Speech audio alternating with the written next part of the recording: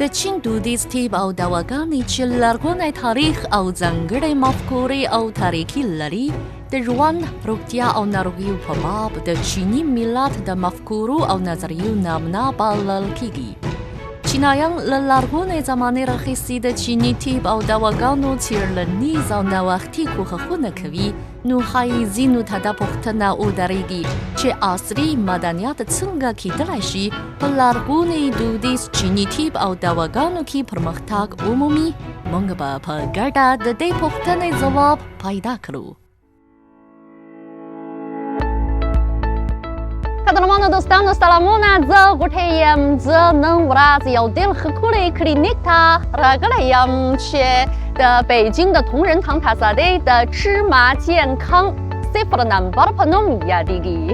مشتریان دلته د چین د دودیز طب او دواګانو له عصري کېدو څخه خوند اخیستلی شي. نو راځئ یو ځای یې راسره وګورئ.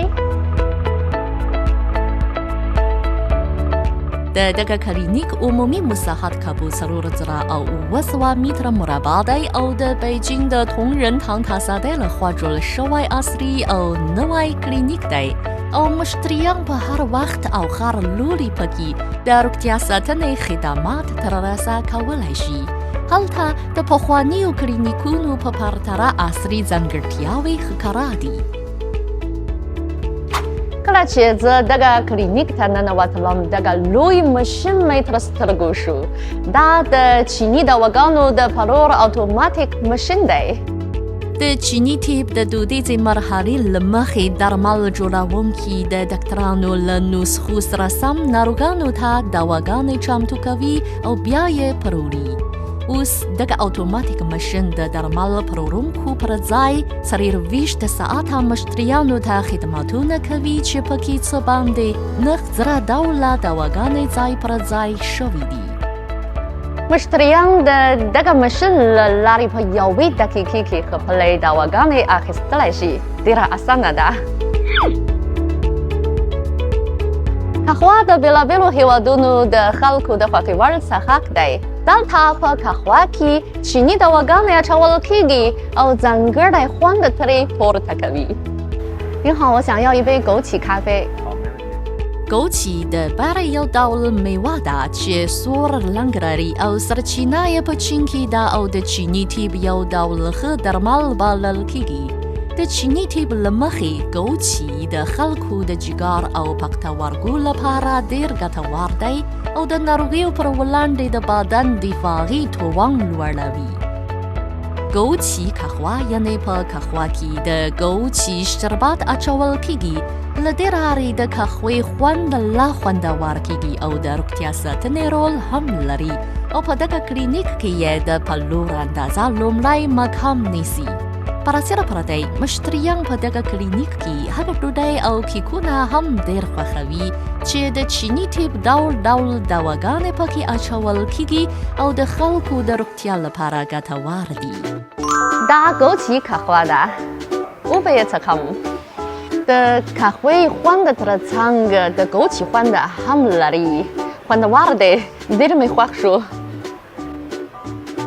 په دغه کلینیک کې د چیني طب او دواګانو پر نوښت سره بیراګان پخواني او دودیز شیان او تاریخي هم لیدل کیږي.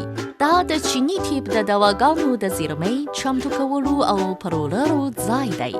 دلته څه باندې 1000 ډوله چیني دواګانې شته، نو د چیني دواګانو قاموس یې هم بللی شو ځکه د چین د دودیز طب او دواګانو ژور کلتور ترې څرګندېږي. د چیني طب ډاکټران د ناروغانو له علاج نه مخکې د لیدو او اوریدو له لارې د ناروغانو بدني حالت څاري. بیا ترې پوښتنې کوي او نبض یې ګوري څو په سمه توګه د ناروغۍ تشخیص وکړي او ناروغانو ته د علاج او درملنې لارې چارې وښیي. په دغه کلینیک کې د چیني طب د دودیز علاج خدمات هم شته او هم عصري طبي ماشینونه پکې کارول کیږي چې مشتریانو ته ډول ډول خدمات کوي. زه اوس د مساج کولو له لارې د هډوکو ناروغۍ د علاج خونې ته ځم. دغه علاج څنګه دی؟ زه به یې وګورم.好，您好，您颈椎现在是什么症状？